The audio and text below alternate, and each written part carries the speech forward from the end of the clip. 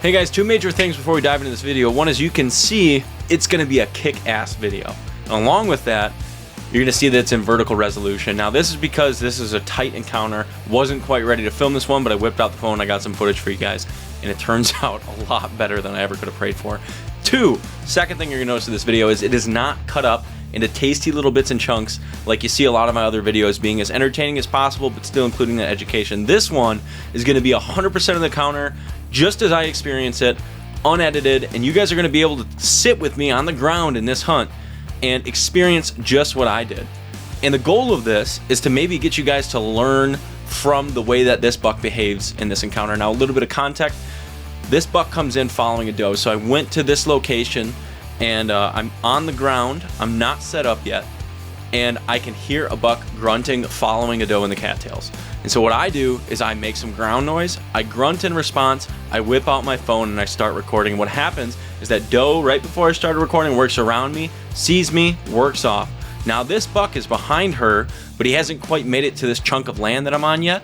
And what happens with this deer is he thinks he's either coming to kick another buck's ass or catch up with that doe. And when he gets to this clearing, he doesn't see a buck and he doesn't see his doe. So this makes him really curious, and you'll notice that he doesn't just dive into this situation. I'm already giving you too much context, but observe this deer's behavior, observe what he does with the wind, and observe all of the different things about what he does. And you guys are really going to enjoy this video. I'll shut up now. I'll let you get to it. Thank you guys for watching, and thank you for supporting the channel.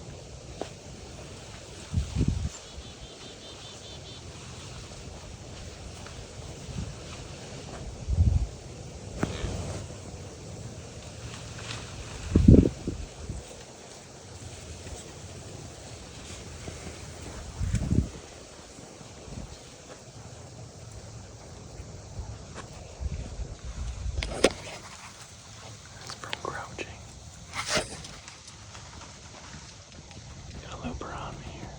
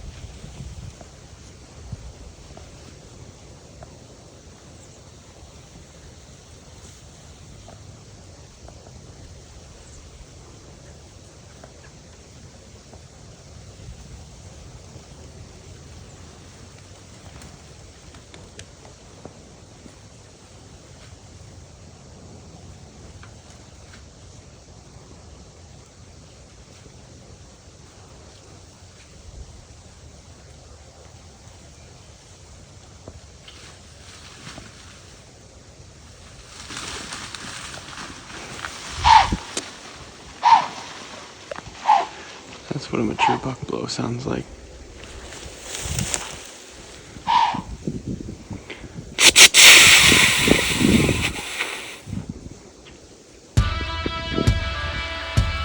Couple things at the end of this video. One, thank you guys if you made it this far. I hope you really enjoyed that. I hope you learned a thing or two about that buck circling downwind, trying to confirm with his nose what he saw and heard.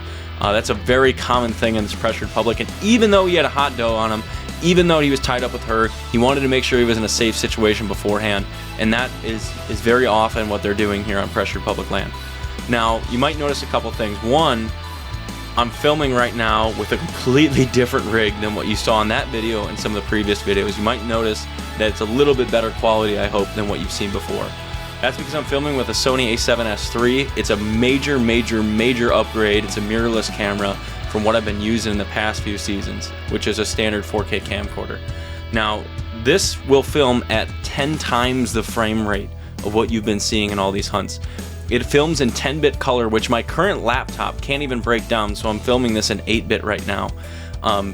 It is just incredibly smooth. The bit rate is much higher. That's a bunch of nerd speak for saying you could make a really good cinematic movie out of this, and that's just what I plan to do in this upcoming season and in the off season, is get you guys some killer content and hopefully do justice to these memories and these awesome experiences that I'm having, and show you guys, just in the way my eyes picture it and just the way my mind thinks of it, all of these different amazing encounters and memories that I'm having. Last thing I want to touch on is this is a deer that I definitely would shoot, but valuable context for this story is I was messaging a lot of my friends in the mobile hunter group. We have a mobile hunter admin group chat, and we were talking, and I was telling these guys I'm going into this property today and I'm going to pull this cell camera so I can use it to find splits again. I don't like using cameras instead of woodsmanship, but I wanted to combine the two and maybe give myself a leg up on this deer. Not a strategy I would employ this year, I'll tell you that much. But I go in to get this camera, and I walk back to the truck and I message him and I say, hey, there's a great deer showing up on this cell camera, but I'm dead set obsessed with killing splits this year. That's what I'm gonna do. I put my bow back in the case, and I go to that tree, and right when I get to the base of the tree, right when I get up to that camera, sure enough, I hear this grunt, and I have this deer come in. Awesome experience. I was absolutely thrilled with it at the end. Definitely a deer I probably would have shot if I had my bow, and a deer I definitely would shoot this year if I had my bow. Now, the reason I am very happy I made this decision is it allowed me to extend my bow season. It allowed me to learn a lot more over the next coming weeks and have some awesome experiences that you guys are going to get to see in the future here. And it was great on that perspective, but the downside, and why I regret making the decision not to bring my bow, is what I really love is the experience of recovering a deer with buddies and getting to share that venison with friends and family.